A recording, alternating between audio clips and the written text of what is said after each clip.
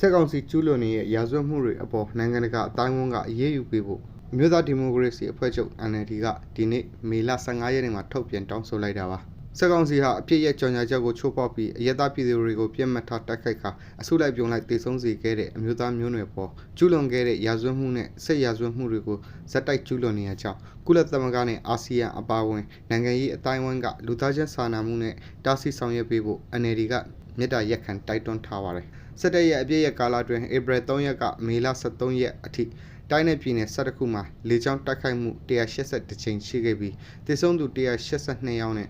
ဒဏ်ရာရရှိသူ298ယောက်ရှိတယ်လို့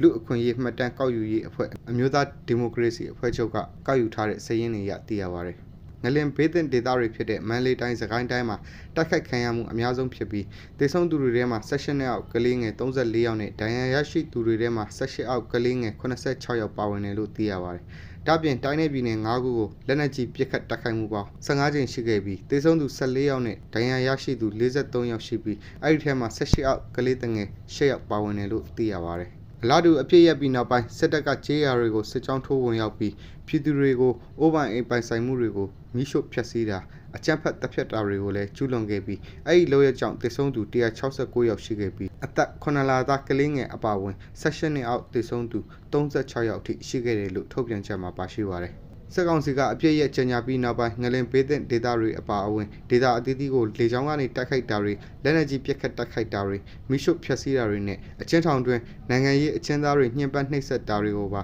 ဇက်တိုက်ကျူးလွန်နေရလို့ထုတ်ပြန်ထားပါတယ်